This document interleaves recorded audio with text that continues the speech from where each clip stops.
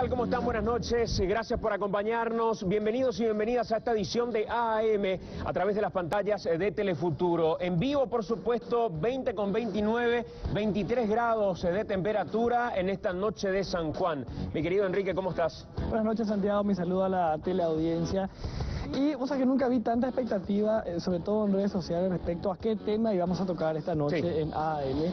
Y es porque venimos haciendo una serie de investigaciones que tienen que ver con falsos médicos o médicos verdaderos que proponen tratamientos falsos, que estafan a la gente. En la semana hubo muchas novedades en torno al último caso, el que vimos de Hernandarias. Y hoy vamos a continuar con ello, viendo un poco, haciendo como hacen algunas películas, mostrando cómo comenzó la historia. Claro, cómo comenzó la historia y qué desenlace tuvo también esa historia, porque a partir de lo que les contábamos, y pido al director algunas imágenes de lo que hablábamos el domingo pasado, donde mostrábamos a una clínica del este del país desde la cual estaban operando a pesar de algunas denuncias e irregularidades que guardaban relación con el propio médico que atendía en ese lugar. La clínica Gerovaso, un hombre que se presentaba, entre otras irregularidades, como un egresado de la Universidad de Harvard, como uno de los tópicos, y evidentemente nos llamaba la atención porque desde Harvard nos decía que este médico nunca ejerció la medicina o estudió en ese lugar. Así es, este es el hombre que están viendo en pantalla cuando él fue preso en Brasil por haber sido el autor moral de un secuestro. El secuestro de la hija de un colega suyo que había denunciado que él estaba ejerciendo en forma irregular la medicina, proponiendo tratamientos que no existen y estafando a la gente.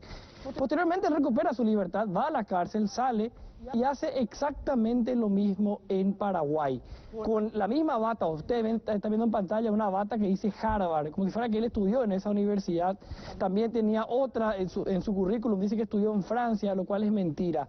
Nosotros hoy vamos a ver en AAM cuál fue la investigación en Brasil. ¿Quién es este hombre desde el principio? La investigación de la red O Globo que dio con este hombre que ahora está trabajando en Paraguay. Y que nos permitió también a nosotros ir hasta el este del país y constatar a partir de ese material de la red O Globo si el hombre seguía o no operando a pesar de esa denuncia. Para nuestra sorpresa, el hombre sin ningún tipo de inconveniente seguía tratando a pacientes. Y vamos a ver también, y presten atención a esto, vamos a hacerlo algo muy real, vamos a hacer acá en AAM en piso.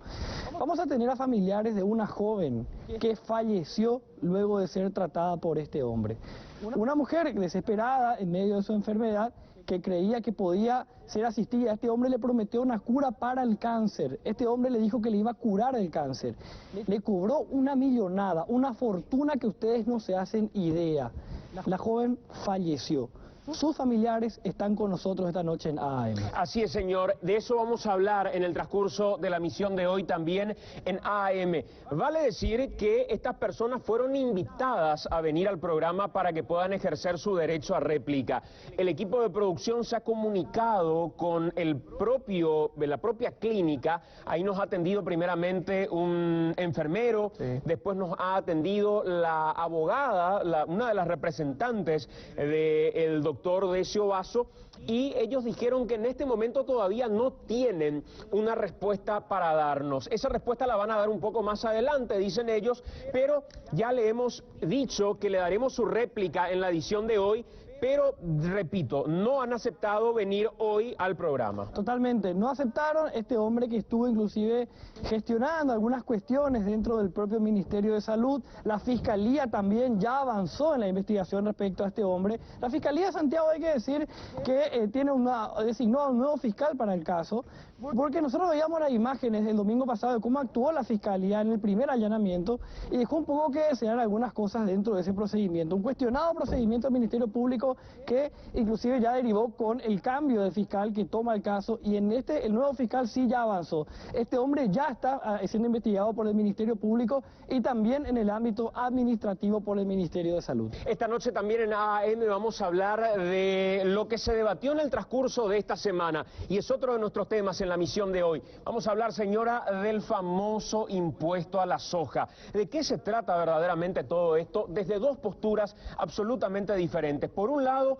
la postura de los empresarios del sector de la producción, por el otro lado, la postura de un sector que en este caso considera que ya hace mucho tiempo deberían los empresarios sojeros sincerar sobre todo lo que están percibiendo en términos de ganancias. Si uno mira los porcentajes de empleabilidad que se tienen, por ejemplo, en el sector de la agricultura en Paraguay, estos según el último censo no llegan al 0,6% siquiera. Se habla hoy de una industrialización importante y de poca cantidad de personas que son empleadas hoy en el trabajo de la agricultura. De todos modos, la postura de los sojeros es otra. Queremos conocerla un poco hoy y poder debatir sobre este tema como lo primero que vamos a charlar, y teniendo en cuenta también una sesión del Congreso que fue bastante particular, sí, donde un sector, el de la minoría, hoy dice: esta sesión no fue válida, o lo que se decidió terminó en foja cero,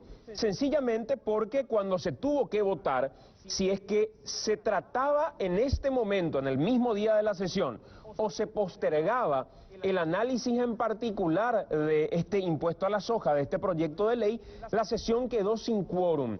En contrapartida, los que hoy conforman la mayoría coyuntural dicen no, el impuesto a la soja fue aprobado. Sí.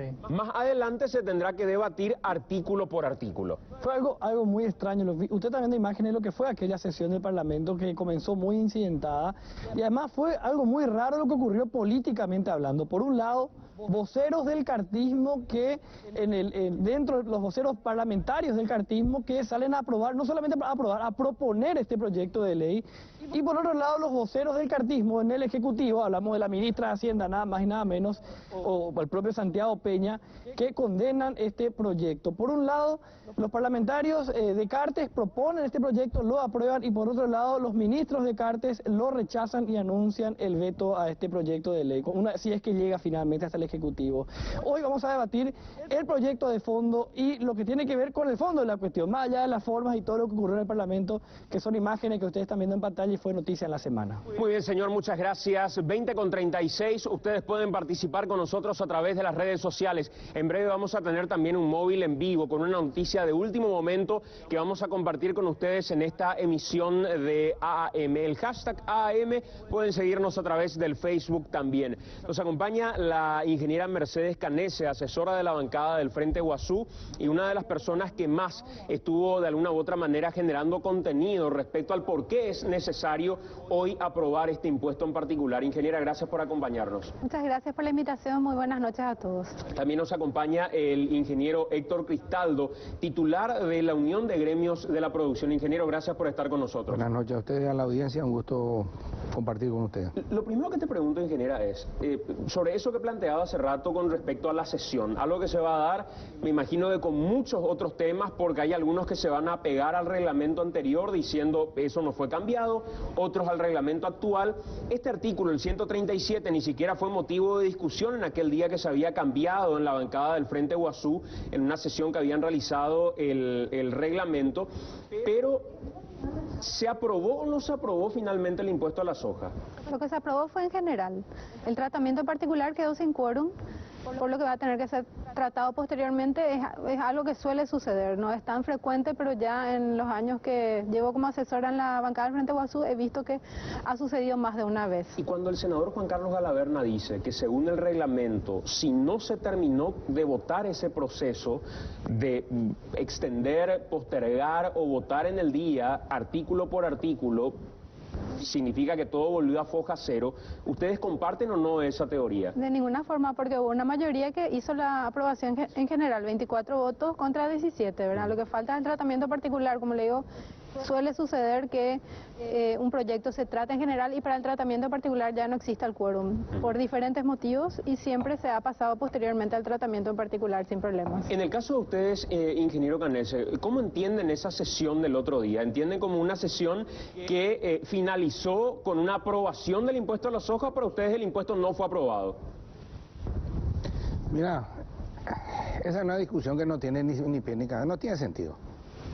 Ese es un problema que tienen que resolver los parlamentarios, su procedimiento. Nosotros no vamos a meternos en ese berenjenal que no entendemos.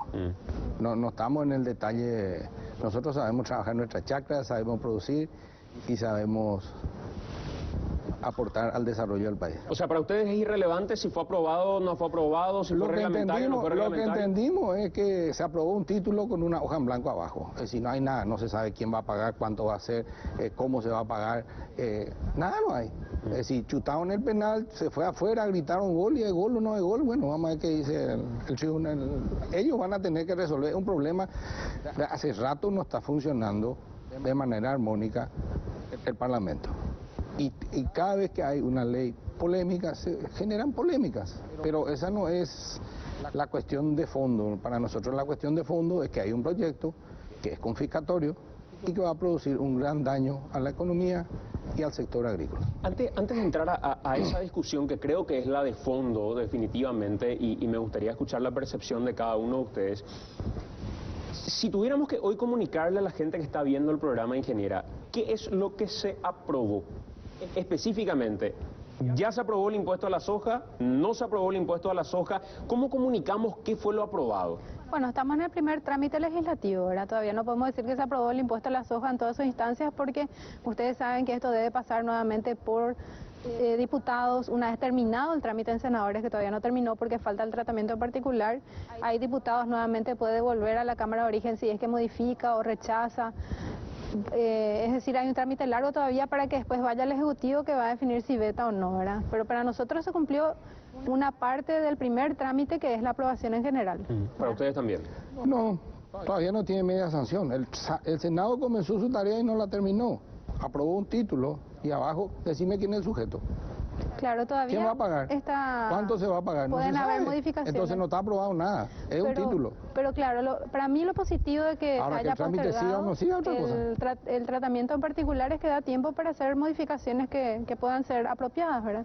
Nosotros hemos puesto como bancada del Frente Guazú un texto para la discusión ciudadana. Queremos profundizar esa discusión en una audiencia pública que estamos convocando, sobre todo el tema de justicia tributaria, no solamente el tema soja, y quizás surgen ideas mejores, ¿verdad? Pero como dice el ingeniero Cristaldo, el título se aprobó, que es el gravamen a la exportación de granos en estado natural. Lo cual hoy, hasta finalizar esa sesión, ya con la presidencia, supongo, de Fernando Lugo, no implica ninguna decisión respecto al impuesto a la soja, ¿o sí, para ustedes? Bueno, pueden fijar que sea una tasa variable, puede haber todavía modificaciones importantes en el proyecto, pero el título se aprobó, que es el impuesto a la exportación de granos. ¿Por qué para ustedes esto generaría un caos? Y creo que es también el discurso que asume la ministra de Hacienda de alguna manera, o me corrigen si es que me equivoco en ese aspecto, pero ¿por qué ustedes se oponen y sacan los tractores, cierran las rutas? ¿Cuál es el fondo de esta cuestión, ingeniero? Muy sencillo, mira el nivel de improvisación que está señalando la ingeniera. Todavía se puede hacer cualquier cosa. Es decir, vamos a hacer una croqueta, vamos a traer todos los pedazos, vamos a armar y vamos a armar una croqueta.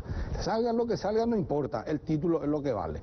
Después, que funcione o no funcione, a quién le perjudica, a quién no le perjudica, ni midieron ni le interesa. Ellos solamente es su bandera jale tipo barra brava, allá jáese, al aeroporte. Y así no se puede legislar en un país serio. Hay que mirar los efectos colaterales. Estamos hablando de una situación compleja y muy volátil dentro de la economía paraguaya. El motor de la economía es la agricultura. Estamos viniendo, desde el 2014 se acabó el superciclo, cayeron los precios 45%, agosto de 2015, 3.240 millones de dólares la deuda del sector.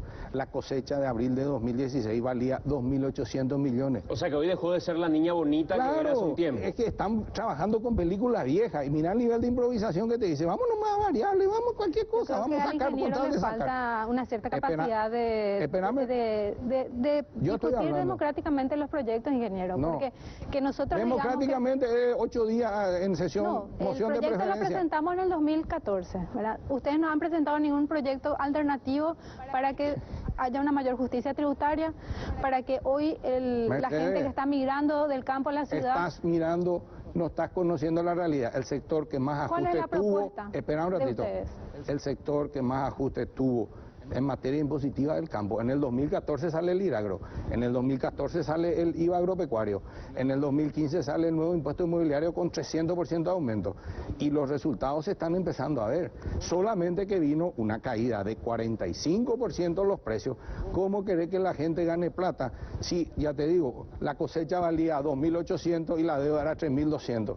Se tuvo que trabajar con el equipo económico en noviembre del 2015, y son datos, no es piloteada. Sale la flexibilización que permite la refinanciación a largo plazo, que es 3, 5 o 10 años, sin penalizar a la institución financiera y sin penalizar Ahora, desde el aspecto... al cliente. Desde el aspecto que plantea Mercedes, creo que hay un punto interesante. Si ustedes sabían que esto se iba a tratar y que esto se iba a dar, ¿no consideraron la posibilidad de plantear un proyecto alternativo? Es que el proyecto alternativo es el IRAGRO y el IVA, y ese es el impuesto a la ganancia. ¿Cómo vos le vas a confiscar su producción en un año que pierde? Contame un poco. El problema si perdés de plata va a pagar impuestos. Es que había una expectativa Eso es lo que de plantean ellos. recaudación. Ingeniera. Había una expectativa de recaudación del IRAGRO, por ejemplo, del orden de los 400 millones de dólares al año, y la realidad es que el año pasado se recaudó solamente 46 millones de dólares. Y en lo que se refiere al IVA agropecuario, 68 millones de dólares. Entonces realmente no estamos siendo sinceros sobre cuáles son las medidas que no te pueden permito, contribuir somos sinceros, cayó el mercado 45%. Si yo recibía 480 dólares en el 2014, yo recibo 260, ¿cómo querés que gane plata y pague lo mismo que pagaría si recibía 480? Contame un poco. Bueno, nosotros seguimos pagando 10% de IVA. Hoy, los que apenas llegamos a fin de mes o no llegamos luego a fin de mes, porque gastamos todo. No, explícame primero cómo me explicás que vas a recaudar más si cobras menos. Contame un poco.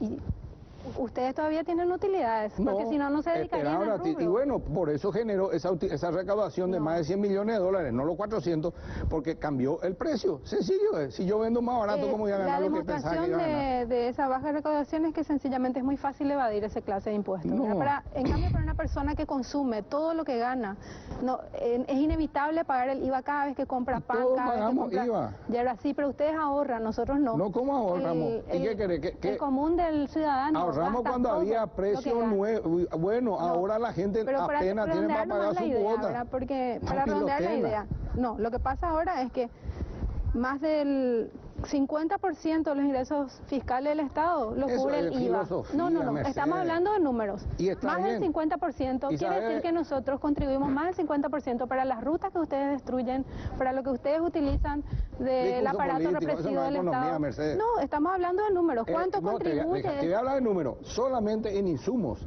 120 millones de dólares en IVA que pagan los proveedores de insumos, plata que salió del campo, porque el IVA no lo paga el que lleva la plata, no le paga no paga el que me vendió el fertilizante, pago yo y él lleva a Hacienda. Figura en la estadística como IVA general, pero son 120 millones de dólares que entró el año pasado nomás. Que es poquísimo, ingeniero. En comparación un a lo solo que rubro, aporta- falta la ¿Cuál es la maquinaria. expectativa que tienen ustedes de lo que se puede llegar a recaudar con qué carga impositiva puntualmente? Bueno, el acuerdo que se llegó en la interbancada es de un impuesto a la soja solamente del 10%. ¿Qué es lo ¿verdad? que se grabaría en ese caso? La exportación de soja en estado natural, o sea que como grano, ¿verdad? Y la expectativa de recaudación en función a lo que fue el año pasado sería de 180 millones de dólares. ¿Eso es posible recaudar con el mercado que hoy tenemos? De esos 180, 90 millones van a llevar 5 multinacionales. Esa es la eficiencia del impuesto que plantean ellos. Un Pero eso no es disparate. ningún problema. Si es que los productores le venden a los que industrializan la soja, no van a tener que pagar ni un guaraní de esa... Esos son los que más van a llevar ventaja, porque no entendés nada de lo que es comercio. Si yo me voy al silo de Santiago y le llevo 100.000 kilos de soja, él no sabe si, y vos sos la que tenés la industria, y vos exportás en grano, más la mitad es procesar y la mitad exportar en grano. Santiago no sabe qué va a hacer con la soja que él me va a cobrar el impuesto. Así como Espera, usted. déjame terminar. Él me va a cobrar el impuesto. Ese 100.000 kilos de soja te vende a vos, vos le va a cobrar el impuesto, pues no sabes si va a aportar en grano o va a procesar. Después, vos tomás la decisión de si yo exporto la mitad procesado, exporto sin impuesto y no le pago al fisco, te quedaste con la plata. Y en la otra mitad exportas en grano y le pagas al fisco. Entonces la mitad va a quedar para el fisco y la mitad va a quedar para 5 multinacionales habiéndole sacado millones de dólares a miles de productores paraguayos. Esa es la equidad y ese es el impuesto eficiente, donde los particulares van a recaudar igual que el Estado. ¿Por qué no Espectacular. podría darse de la forma que plantea el ingeniero? Sencillamente porque para eso existen los mecanismos que están previstos en la ley que eviten que se transfiera el impuesto a los pequeños productores. Los grandes productores tienen que pagar también. ¿Por qué? Porque ellos están destruyendo el empleo, están destruyendo la naturaleza. Somos el país con mayor deforestación en el mundo, ¿verdad? Y ese daño que hacen no Otra incluyen dentro mentira. de sus costos. Desde el 2004 hay deforestación cero en la región oriental. La producción aumentó 8 veces y el área aumentó 2 veces. Otra No mentira. es ninguna mentira esas son estadísticas que hacen organismos millones de internacionales toneladas. certificados, ¿verdad? 2 Pero a millones mí de me toneladas. gustaría Ahorita la ingeniera debatir Canese. argumentos, ¿verdad? Y no basarnos sencillamente en descalificaciones, ¿verdad? Entonces, es obvio que ese sector tiene que aportar. Hoy la inseguridad que tenemos nosotros en Asunción y en Gran Asunción, en gran medida es culpa de la expulsión de la gente del campo a la ciudad, ¿verdad?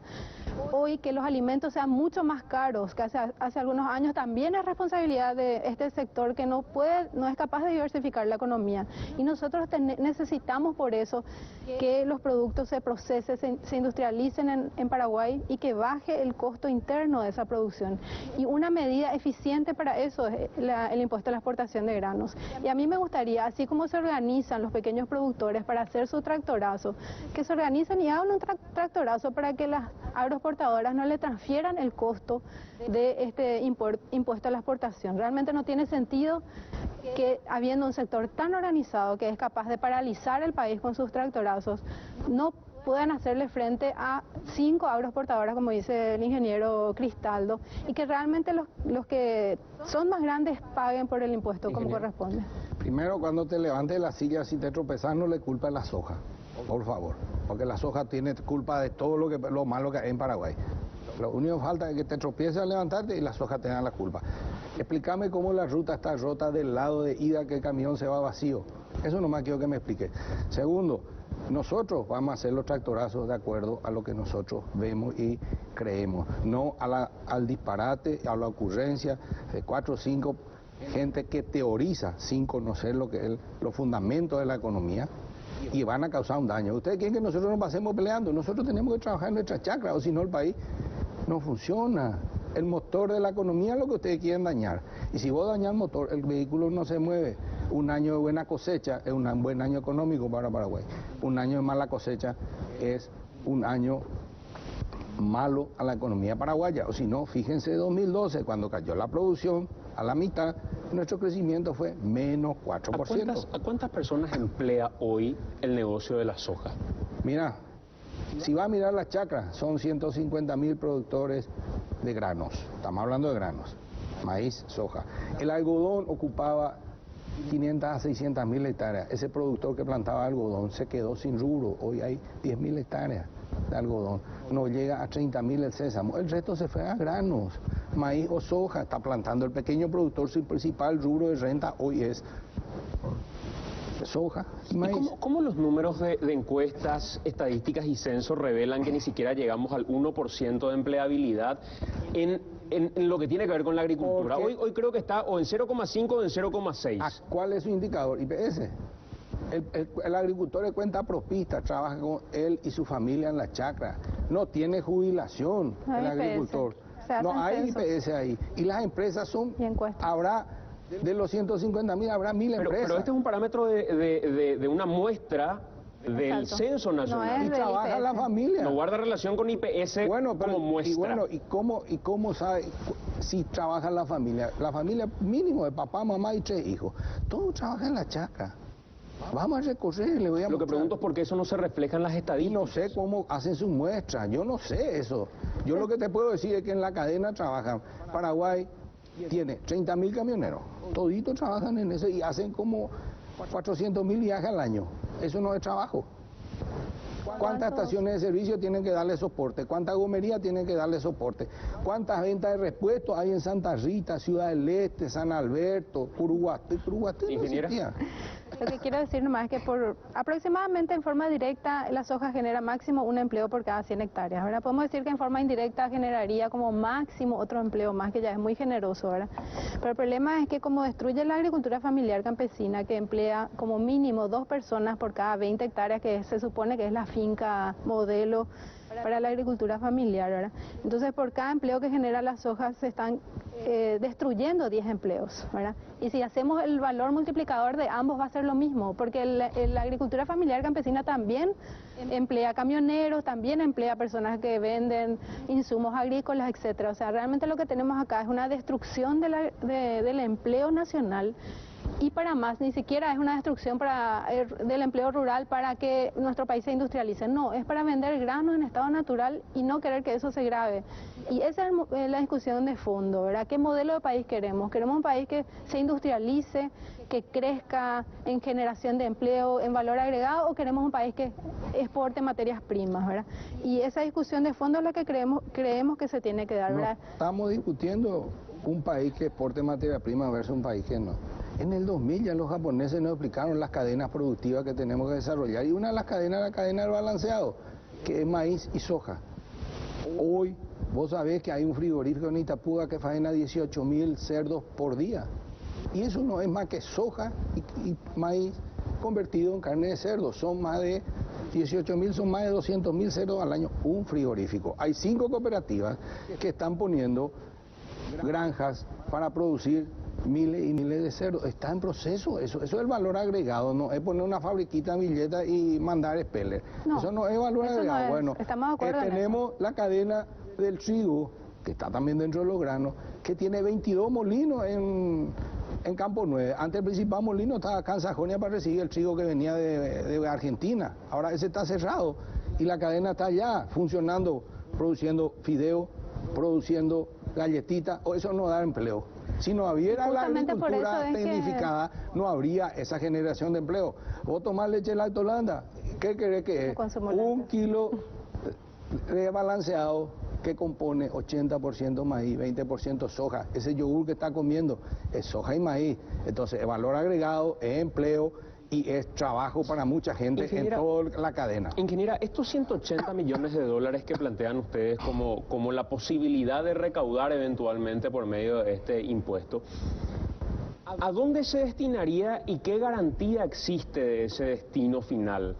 Porque esa, por ejemplo, es una discusión con respecto a cualquier recaudación que se vaya a dar. Sí. Si a mí me plantean hoy sacarme más plata de la que yo estoy aportando en materia de impuestos, yo probablemente pegue el grito al cielo y diga, no pienso aportar un centavo más, y sencillamente no pienso aportar porque estoy viendo que están pagando sus amantes, sus niñeras, están pagando a sus secretarios y secretarias, y se están beneficiando con plata pública de una manera bárbara. O de última, es darle plata para que el gobierno de Cartes termine saldando la deuda hasta el 2050 que dejó para el país. Sí.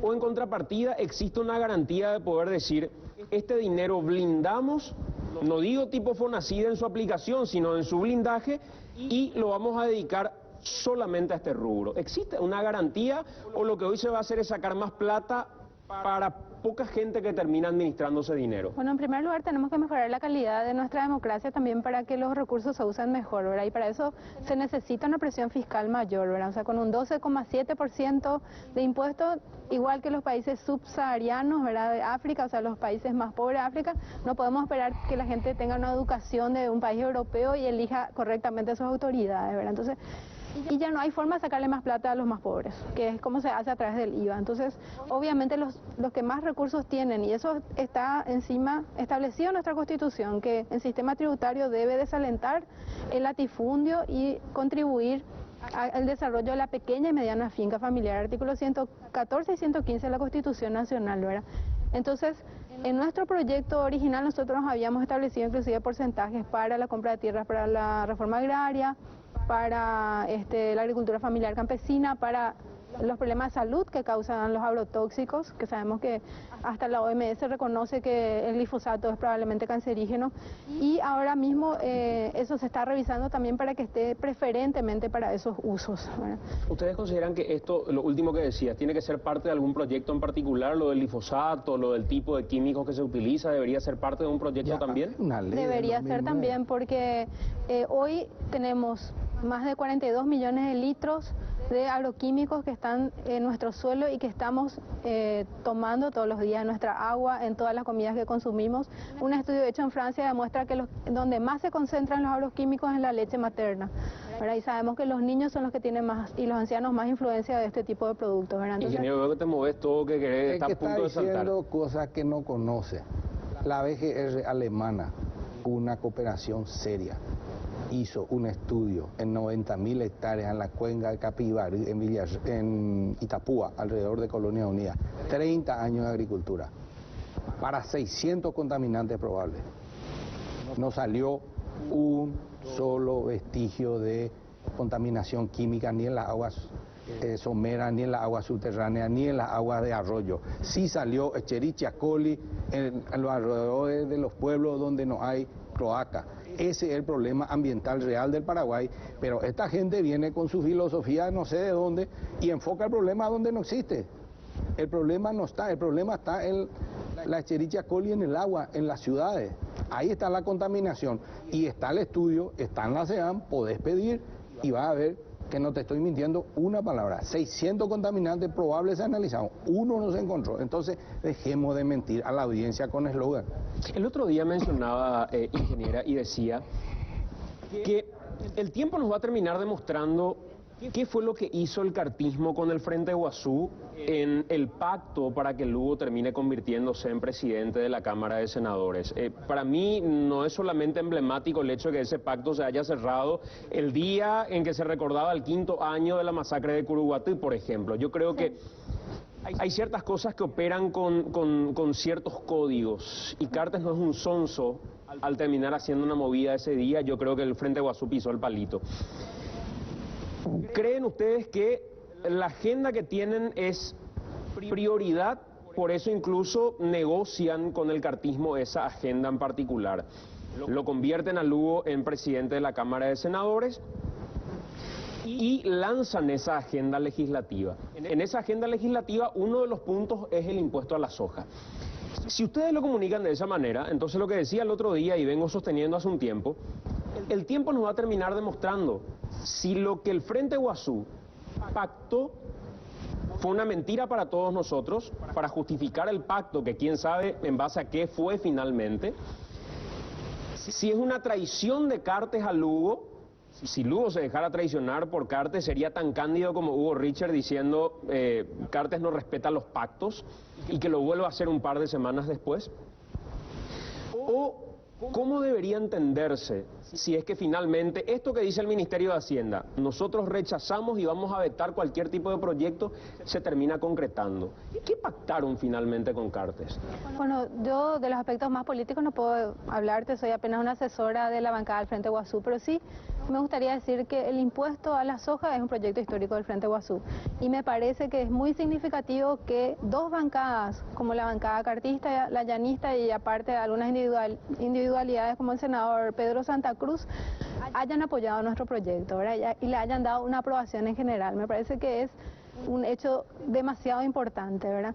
Y creo que nosotros vamos a seguir con nuestra agenda legislativa, ¿verdad? Así como siempre lo hemos hecho, ¿verdad? Hay gente que dijo que nosotros llegamos al acuerdo respecto a la presidencia del Senado a cambio de aprobar el acta de Yacyretá. Nosotros hemos manifestado ya públicamente los motivos técnicos y políticos por los cuales rechazamos esa acta. Entonces, yo no veo ningún problema en que nosotros impulsemos nuestra agenda política y se adhieran otras bancadas a esa propuesta. Yo estoy completamente de acuerdo con eso. Ahora, lo que consulto nomás, y supongo que lo habrán hablado en la bancada del Frente Guazú, independientemente de que sea política, asesora o no, lo que nos dijeron a todos es que pactaron sobre una agenda determinada y que por eso finalmente con el cartismo se sentaron a negociar esa presidencia de Lugo en particular. Sin el cartismo iba a ser imposible, como tampoco iba a ser posible una enmienda sin Lugo, por ejemplo. Si no prospera ese pacto, si finalmente Cartes termina vetando este proyecto, ¿cómo queda la ciudadanía que volvió a creer en el Frente Guazú que ese pacto era real y que se iba a concretar este proyecto a la soja? Bueno, yo creo que nosotros no sabemos qué va a pasar, ¿verdad? O sea, es muy difícil en este caso predecir el futuro.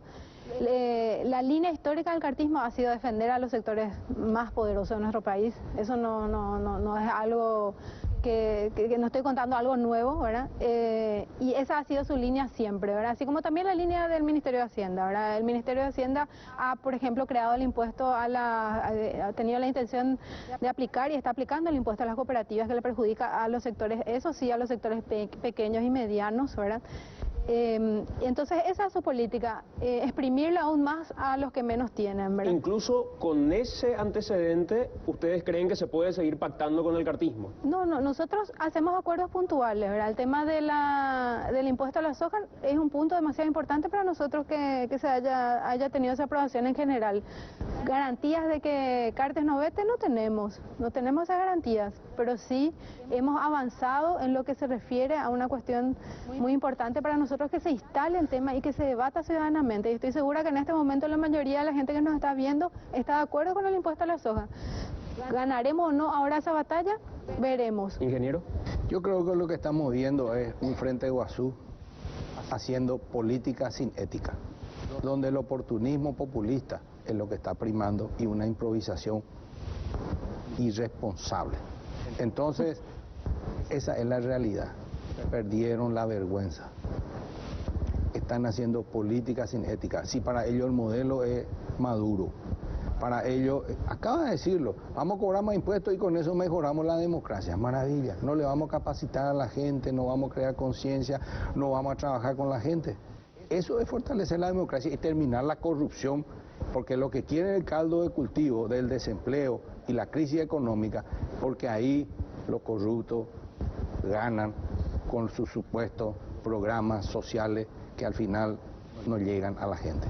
Gracias, ingeniero, por acompañarnos, muy amable. Gracias, ingeniera, por estar con nosotros. ¿Algo que quieras acotar? Gracias, Santiago. Yo creo que no hay forma que mejore la calidad de nuestra democracia con esa baja carga impositiva, ¿verdad?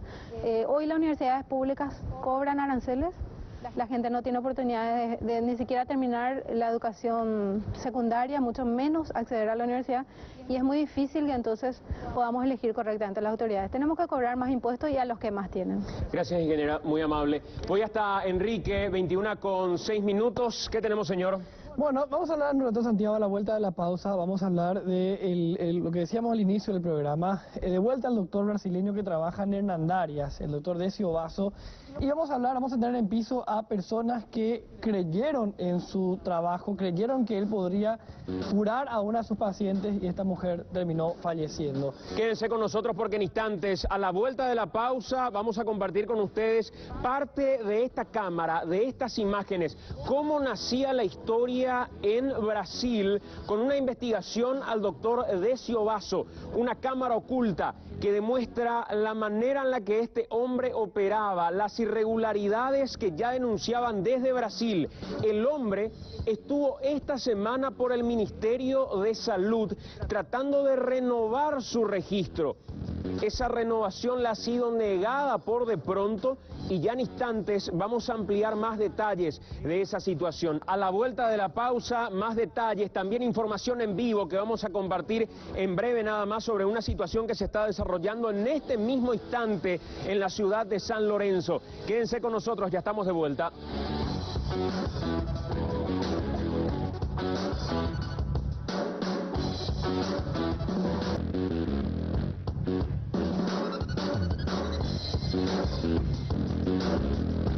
Estamos de vuelta, 21:12 en vivo a través de Telefuturo y es momento de hablar de cómo empezó toda esta historia que venimos desglosando. De médicos por un lado falsos, del otro lado médicos que, aunque recibidos, validaron su título en Paraguay, pero ejercen la medicina. Además de hacerlo sin habilitación, con irregularidades ya denunciadas en el Ministerio de Salud, ofreciendo curas milagrosas y encima de todo, diciendo que son egresados de universidades por las cuales nunca pasaron. Así es, y nosotros mostrábamos el domingo pasado, lo probábamos inclusive nosotros, al demostrar que es muy fácil engañar a la gente haciéndose pasar por algo que uno no es, mintiendo respecto a sus estudios. Este es el caso de Decio Basso, este médico, que él fingía ser un médico egresado de Harvard, de una prestigiosa universidad de Francia, siendo que no tuvo ninguno de estos estudios. Sí es médico, estudió en Brasil, Pero él además prometía tratamientos milagrosos para el cáncer, para la esclerosis lateral, prometía curar esas enfermedades a través de métodos que él mismo supuestamente había descubierto, pero con un costo muy elevado. Y ojo, no es un detalle menor el hecho de que alguien que ejerza la medicina dice que además es de Harvard, claro, porque lo que está haciendo, gracias a ese título, es prometer curas milagrosas para enfermedades bastante complejas. Claro. O sea, si uno va a un médico y el médico de manera natural dice yo egresé en tal o cual lugar, pero no promete curas milagrosas, no es tan relevante el título que uno expide respecto a una persona que está prometiendo curar ELA, curar cáncer y otras cuestiones bastante complejas. Claro, yo sí puedo curar el cáncer porque yo vengo de Harvard y allí empezamos a desarrollar algo en un proyecto científico, algo por el estilo.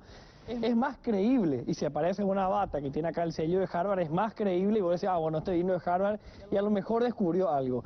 Bueno, nosotros fuimos hasta la clínica de este hombre en el Paraná Country Club, en Hernandarias, una clínica que está suspendida, no tiene habilitación, él no está habilitado, él miente, estafa y ahora está ya siendo procesado por el Ministerio Público a raíz de que AAM descubrió que el hombre sigue trabajando a pesar de no poder hacerlo.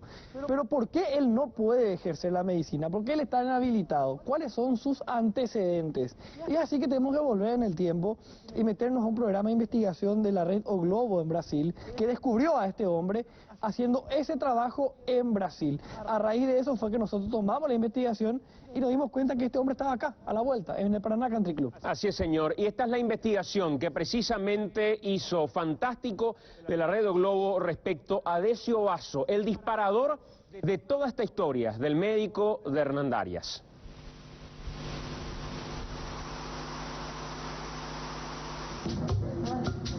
Este brasileiro se chama Décio Basso. Formado em medicina, ele trabalha no Paraguai, colado na fronteira com o Brasil. Diz que é especialista em uma área de vanguarda, tratamentos com células-tronco. A célula-tronco é regenerativa, né? Tudo que tiver células ali que não estão fazendo o trabalho que estão fazendo, a função delas é regenerar essa célula.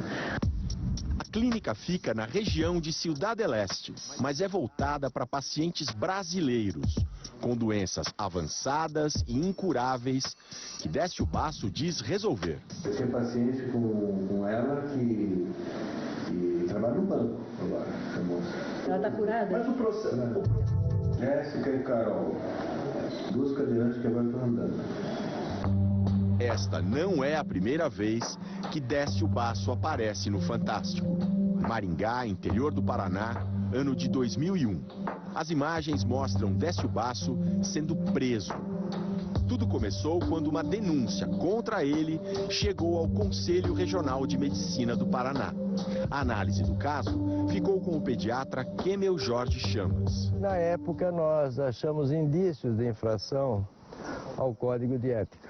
Ele vendia remédios e fornecia exames complementares. Esses exames eram alegados que vinham do exterior e os remédios também, e nós detectamos que não eram do exterior. Eram medicamentos manipulados em farmácias de manipulação. Aqui no Brasil mesmo? Perto do consultório dele. A comissão liderada pelo Dr. Kemel recomendou uma investigação e o acusado decidiu se vingar. Ele contratou duas pessoas habituadas a esse trabalho, invadiram minha casa, imobilizaram minha família e depois de eles injetarem ketamina na minha família... O que é ketamina? É um anestésico, muito usado em veterinária. Com a família toda amarrada e anestesiada, os criminosos levaram a filha mais nova, a Marta, que tinha 17 anos. Até que no último dia que foi desvendado esse sequestro, uma voz agora mais educada, mais pausada, disse que se eu quisesse ver minha filha, eu teria que pagar $50 mil. Está pronto para recuperar a filha? Sim ou não? Eu, lógico, quero minha filha. A polícia estava rastreando a chamada e prendeu o mandante do sequestro num orelhão. A voz educada era de Décio Basso.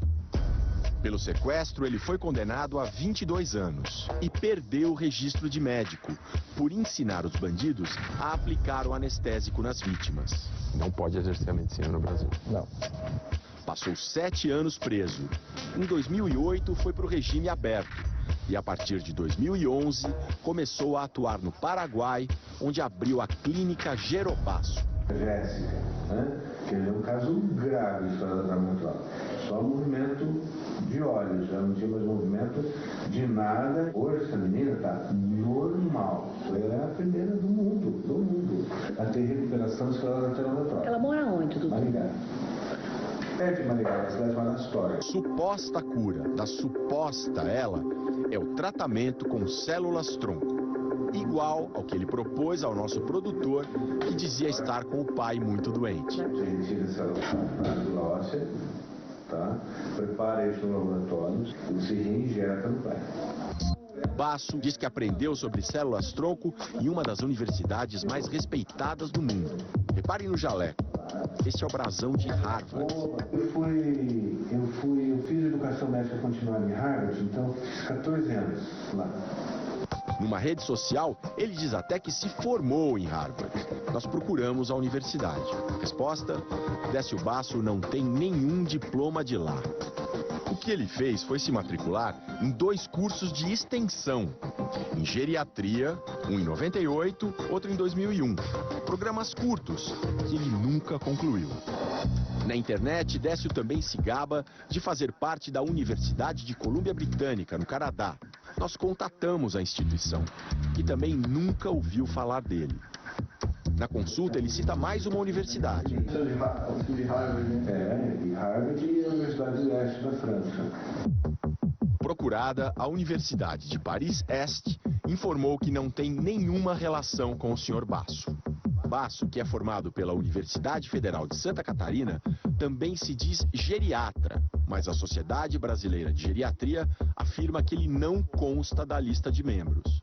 O Ministério da Educação acrescenta: ele não tem residência nem em geriatria, nem em nenhuma outra especialidade. Mas a falta de qualificação não impede o doutor de cobrar caro. Veja o orçamento para tratar o suposto pai do nosso produtor. $100, que fica mais ou menos $27 mil. Quanto? Mais ou menos, um aproximativo, 27 mil. $27 mil. Uhum. Fíjense ustedes en lo que descubría este equipo de investigación del programa Fantástico de Brasil. Y hace un par de años atrás, Décio Basso sigue ejerciendo hoy la medicina en nuestro país. Y lo que nos llamó la atención, Enrique, y es uno de los temas que queremos poner a consideración de nuevo de las personas que están mirando en este momento AM, es la forma en la que se realizó el procedimiento fiscal, el allanamiento. Nos pasaban incluso algunos datos que guardan relación con el nivel de relacionamiento de algunas personas que trabajan en la clínica con algunos sectores de la estructura judicial de nuestro país. Empezamos a hilar algunos cabos y a hilar ciertas cuestiones que se dieron en el transcurso de ese allanamiento en particular, donde la propia gente, ustedes del otro lado, cuestionaban la semana pasada que en un momento cuando se había solicitado las fichas de los pacientes que atendió el doctor Basso, la respuesta fue: no les voy a dar esas fichas, y el fiscal terminó diciendo: ah, bueno. Bueno, ustedes vieron recién cómo comenzaba la historia. ¿Quién es Décio Basso? Nosotros fuimos con una persona a consultar, comprobamos, corroboramos que el hombre sigue trabajando en el mismo lugar, sigue prometiendo cosas, sigue luciendo sellos de universidades donde nunca estuvo, incluyendo otras ya a partir de ahora, más allá de la de Harvard, la de Francia y la de Canadá. Y fuimos con la fiscalía porque las investigaciones que nosotros hacemos se caracterizan por eso, digamos, cerramos y vamos directamente con las autoridades sin esperar a la emisión del programa. Acompañamos el procedimiento del Ministerio Público y tiene muchas críticas. Prácticamente el doctor Basso daba las órdenes: esto pueden llevar, esto sí, esto no, como si fuera que él era el encargado de ese procedimiento. ¿Vemos qué fue lo que pasó? A ver. Vamos.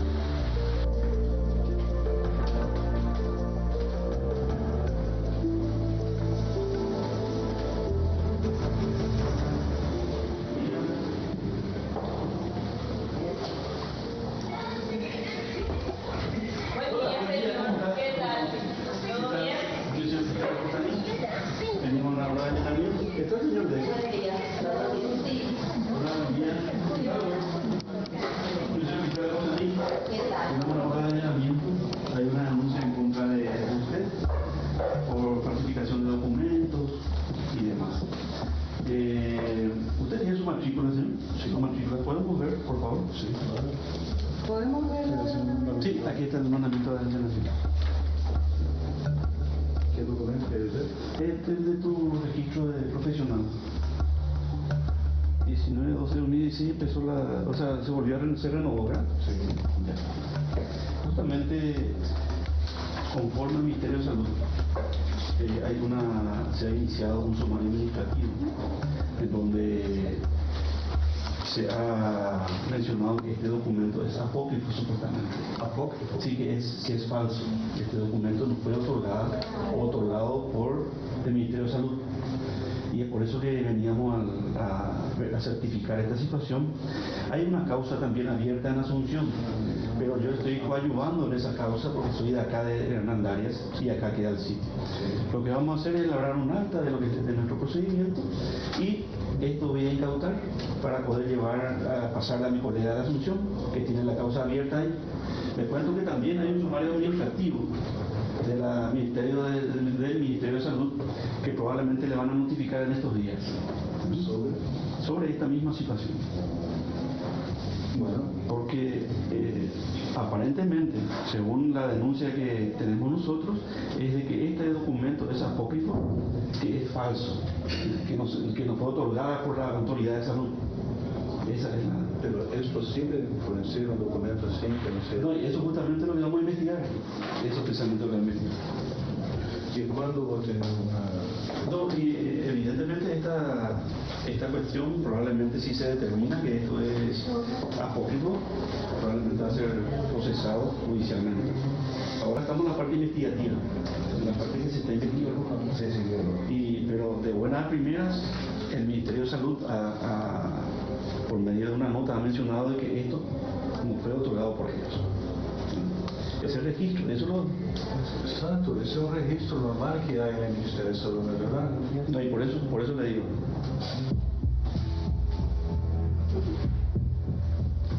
¿Usted hace consulta de eso, señor? ¿Hay necesidad de la grabación? ¿El ministerio? ¿De dónde partió esta denuncia?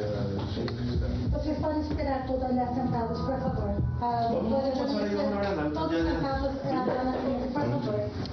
Avaliar tudo que enquanto a doutora Dionísia não ligar, não se pode hacer nada. Vamos todos sentados acá, aguardando a doutora Dionísia ligar.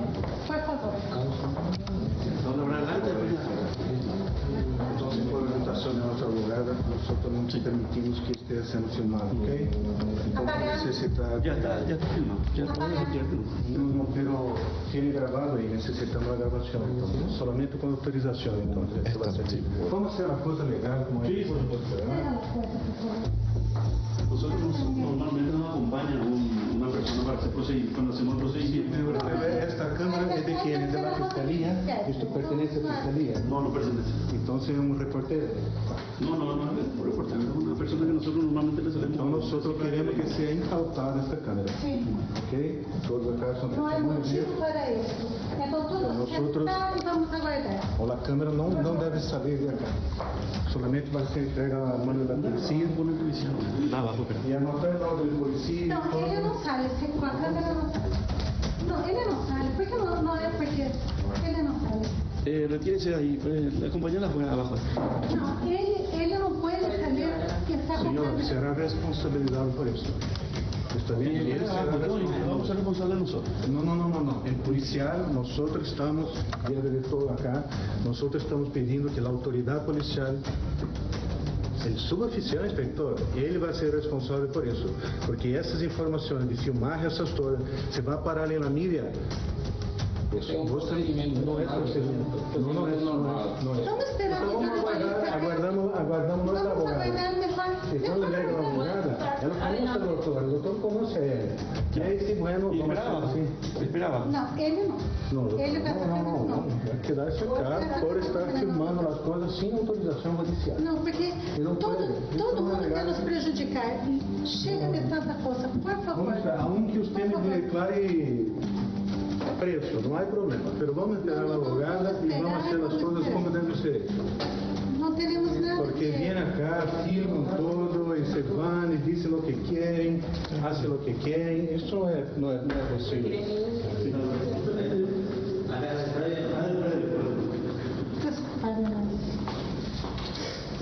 Hace constar el nombre de este joven.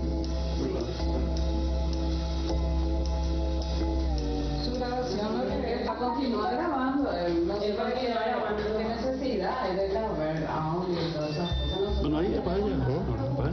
La ficha médica, ¿dónde se tiene? Sí, la ficha. Es lo que puedo. No quiero saber más de dónde tiene. Sí, pero todo ahí en el registro.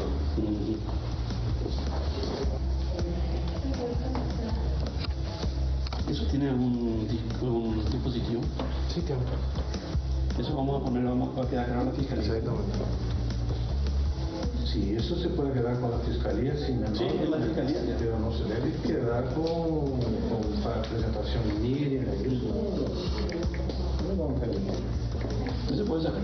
¿Cómo? Puede sacar su contenido para poder juntar con nuestro.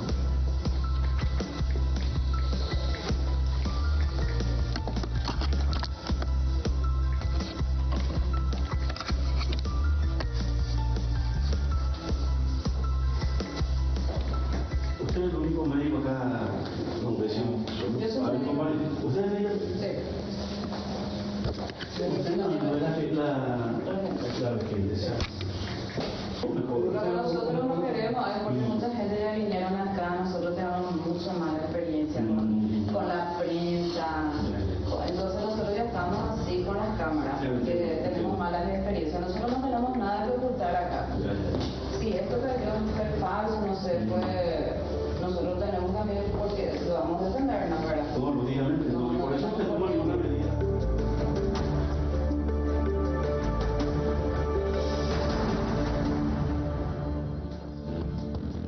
Y esta noche están con nosotros dos personas que en su momento pasaron por una situación con el doctor Decio Basso en particular. Una mujer de apenas 20 años que fue tratada por el doctor Decio Basso y luego de ese tratamiento la situación que presentaba se complicó todavía más. Hoy nos dan ese testimonio, ellos se han enterado a través de AM de lo que había sucedido en este caso, se han comunicado con la producción y a partir de ahí hemos conocido de su historia. Nos acompaña la señora Catalina Mercedes Villasanti, madre de esta joven de 20 años que falleció. Doña Catalina, gracias por acompañarnos, bienvenida. Muchas gracias a la audiencia por la invitación también, le agradecemos. Y también está con nosotros Manuela Villasanti Olmedo, que es familiar, en este caso tía, ¿no? Es mi hermana. Tía. Bueno, Catalina, lo primero que quiero preguntarte es, ¿qué pasó en el caso de tu hija en particular? ¿Cómo llegan hasta él? ¿Qué cuadro presentaba ella? Tengo acá documentos de los montos que cobraba, pero antes de llegar a eso, quiero preguntarte, ¿cómo llegaron y por qué llegaron hasta el doctor Gerobaso? Sí, mi hija estaba con un problema de cáncer, un tumor de Schwannoma. Entonces ella ya estuvo con una quimioterapia de 5 sesiones. Ella ya no quería hacer más. Entonces nos informaron las gentes que un doctor estaba haciendo las curaciones. Entonces nosotros decidimos irnos con mi hermana para ver, porque nadie quiere perder a un ser querido y más a mi única hija de 20 años. Llegamos ahí, fue un día 26 de abril a la tarde. La consulta es bien cara, era 300 reales y más que él pedía más. Nosotros le decíamos que no teníamos, pero sí, tratándose de mi hija, iba a hacer lo posible y lo imposible para prolongarle más su existencia. Y nos dijo, bueno, ustedes se van a quedar acá y vamos a estar internada acá. No, es ambulatorio. Entonces, vamos a hacer ya los pasos porque le vamos a tratar y ella se va a poner bien. Y si es que ustedes aceptan, esta misma tarde, noche, le vamos a aplicar este remedio, A ver. En el muslo. ¿Y esto qué costo tenía este medicamento en particular? Él, 5 millones de guaraníes. Esta ampolla... Sí, ampolla, está ahí escrito todo. 5 millones de guaraníes. Sí. Entonces, pensamos con mi hermana y me dijo, cualquier cosa vamos a hacer y vamos a quedarnos. Nos quedamos. ¿Y esto compraban ustedes en una farmacia o les vendía él mismo? Él mismo tenía. Bueno, entonces mi hermana vuelve a Asunción porque ella vive en Lambaré. Yo me quedo con mi hija en la casa de un familiar. Al día siguiente me voy otra vez para las 9 de la mañana y me dice, bueno, ahí está el presupuesto, con la chica María José van a hacer y me tiene que depositar el dinero de 40 millones de guaraníes por los 15 días y en un mes 80 millones. 80 millones en el mes que iba a costar el tratamiento. El tratamiento. ¿Y él qué prometía? Cura. Sí, no era un paliativo, digamos, era cura. Él se va a buscar porque todos los medicamentos que vienen de los Estados Unidos. Y que se descubrió unos nuevos medicamentos. Bueno, entonces enseguida yo le llamo a mi sobrino y de cualquier forma que busque la plata y que me le deposite a la cuenta del doctor en el banco regional. Le pido que se quede un segundito en esa parte del relato, hasta acá. Cualquiera que tenga un familiar en una situación crítica va a hacer hasta lo imposible como para poder salvar a ese familiar. Hay en el camino muchos aprovechadores, y eso pasó históricamente en muchísimos casos.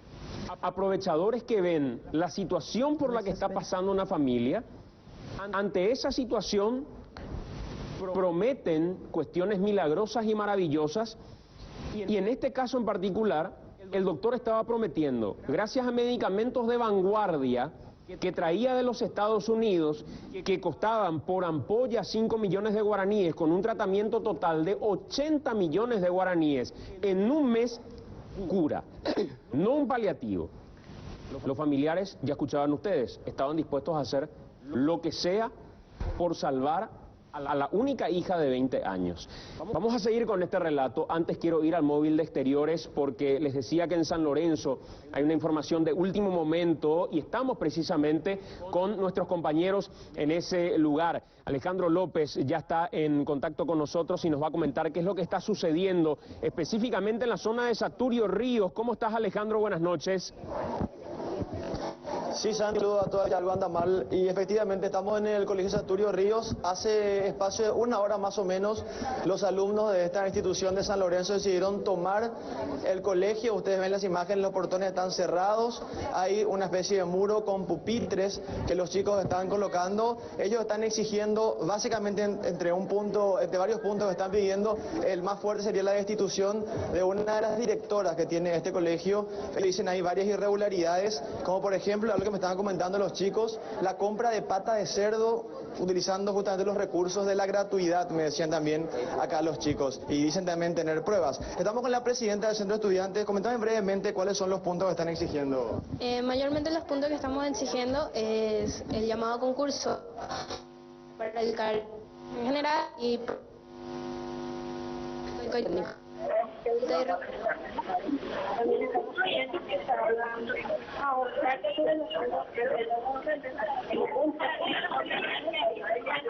Bueno, vamos a mejorar ese contacto con Alejandro. Estamos viendo que el Colegio Saturio Ríos está siendo tomado en este momento por los estudiantes. Ellos reclaman y en el momento del reclamo es que se nos corta la señal, pero algunas cuestiones en particular y ahí recuperamos el contacto, Alejandro.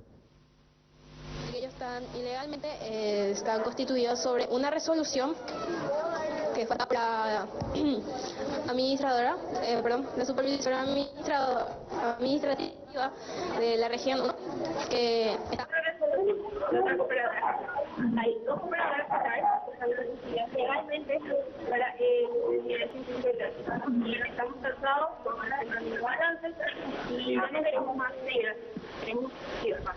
Ahora ustedes en concreto se van a quedar aquí dentro del colegio hasta que la directora renuncie. Esa básicamente sería la consigna para que ustedes levanten esta medida. Nosotros vamos a estar hasta acá, en este lugar, ya el tiempo que necesite, pero no vamos a salir de acá hasta que la lista de peticiones se cumpla en su totalidad. ¿Cuántos puntos tiene esa lista? tiene 5 puntos. 5 puntos.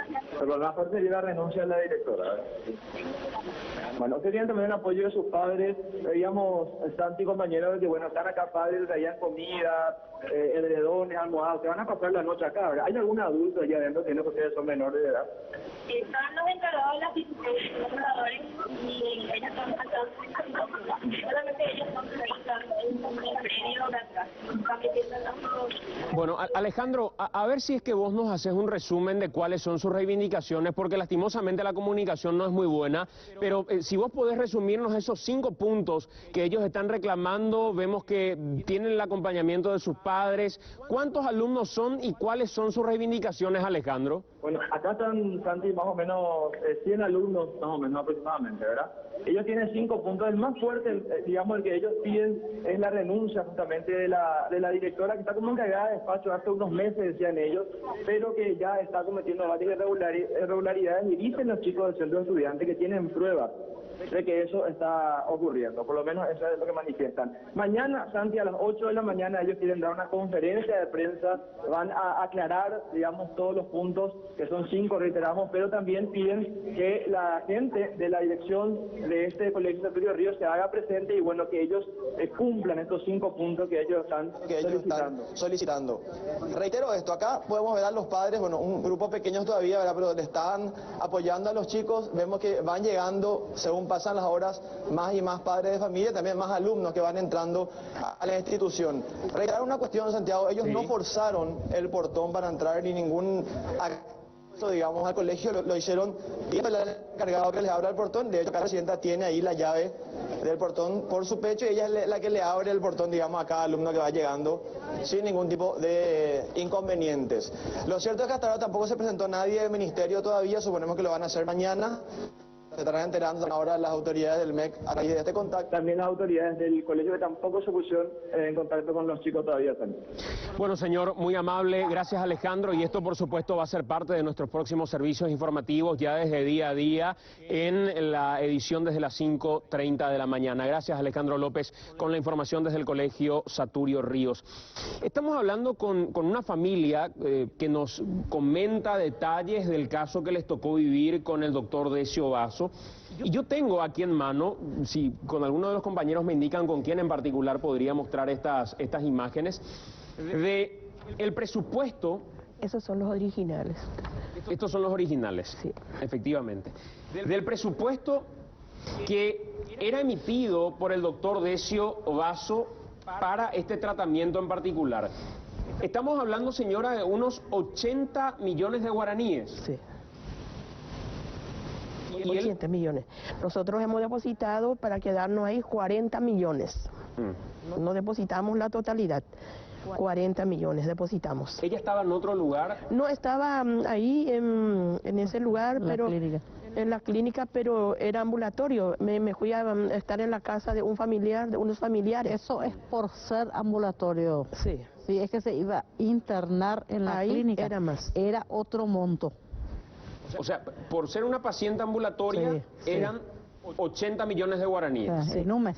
¿Iba a ser mayor el monto? Por supuesto. ¿Y qué es este frasco que está acá? Y en este había unos medicamentos, parecían agua, con un gusto medio tónico que tiene, medio saladito, que yo derramé todo hace poco, que tenía que tomar, en vez de tomar el agua natural y todas esas cosas. ¿Eso preparaba él mismo? Esto venía todo con su etiqueta. Todo, pero esto se traía de Foz de Iguazú.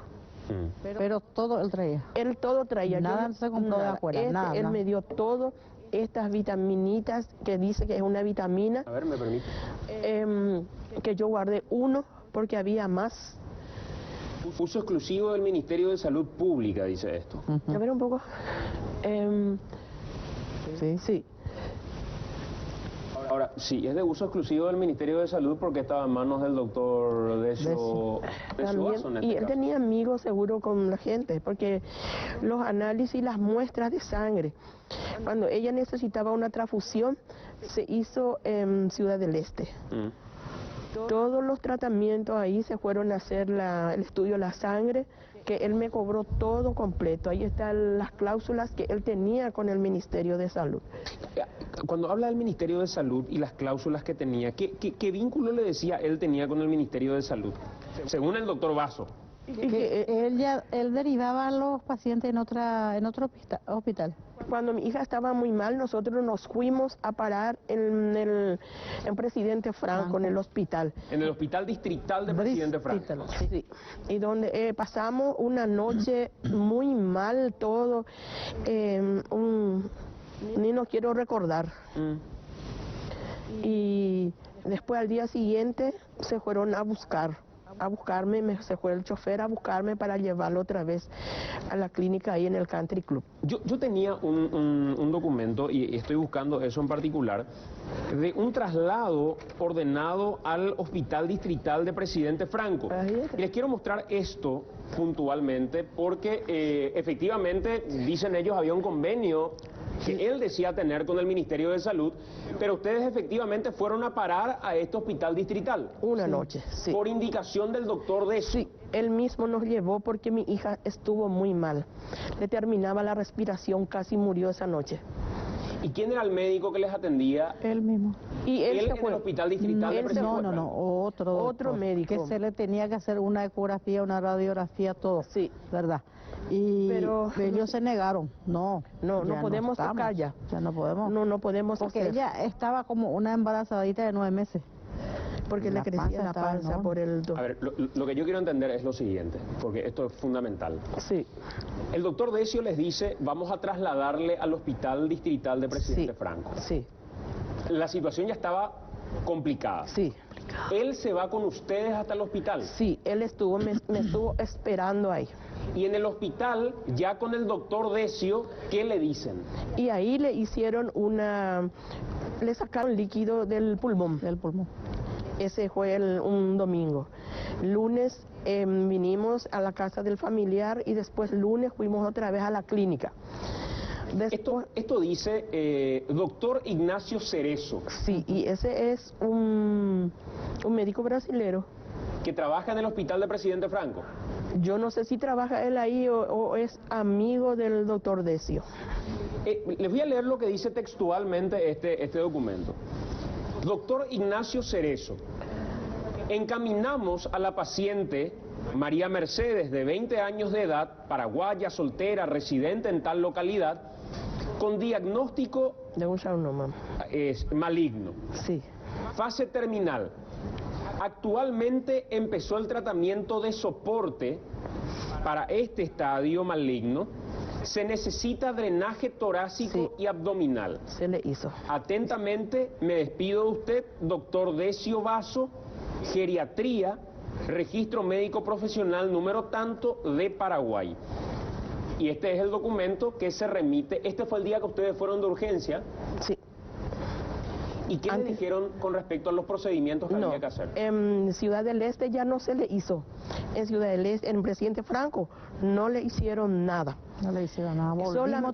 Volvimos así, pero antes de eso el doctor, está ahí el presupuesto de un médico, Romero, que supuestamente ese es el profesor de la Universidad del Este. ¿Universidad privada del Este? No, nacional del Este. Ahí está su presupuesto que le hicieron. ¿En este mismo documento, señora? Sí, dentro de ese contexto está.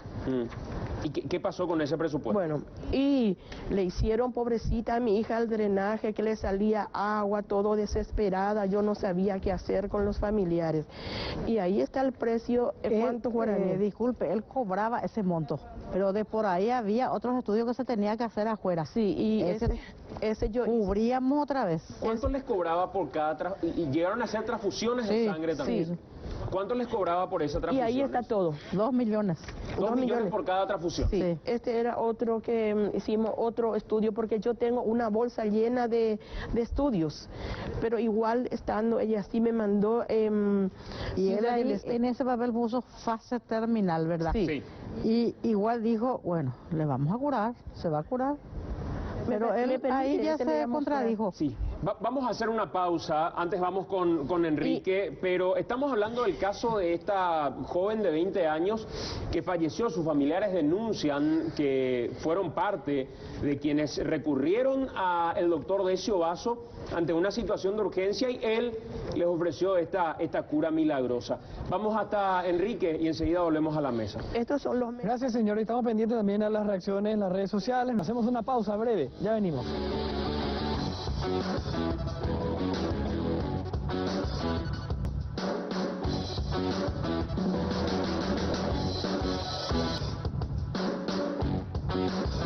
Con 53, ya estamos en la parte final de esta edición de AM. Doña Catalina, doña Manuela, a modo de cerrar, ¿esta es la primera vez que ustedes están denunciando este hecho? La primera vez. ¿Y por qué lo hacen públicamente? Y estamos haciendo públicamente para que a nadie más le pase lo que a nosotros nos pasó. Y porque la mentira tiene que tener su precio. Porque mentir es demasiado grande. Es uno de los pecados más grandes que puede existir. Se juega con la salud del prójimo. Y viendo mi desesperación, perderle a mi única hija. Por eso estamos llegando acá. Gracias, señora, por acompañarnos. Y esto es completito, o sea, el tratamiento completo, algún médico seguramente, si quisiera investigar el Ministerio de Salud, tiene plenamente a disposición toda la documentación. Me pueden llamar, yo puedo acudir a otro día, me pueden llamar y ver, porque no es una cosa que yo estoy mintiendo. Esto va a seguir, no va a terminar si así continúa. Absolutamente. Gracias por acompañarnos, Manuela. Muy Muchas amable. gracias. Hacemos una pausa, a la vuelta de la pausa venimos con el cierre de esta edición de AM.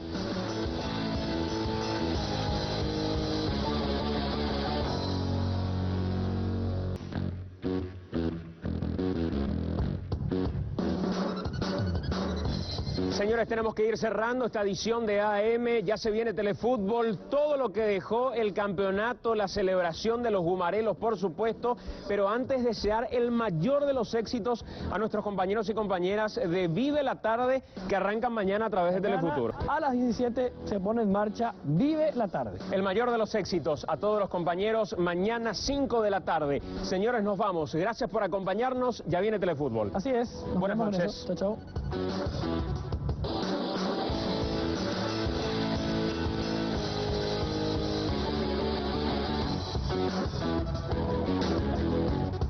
Thank you.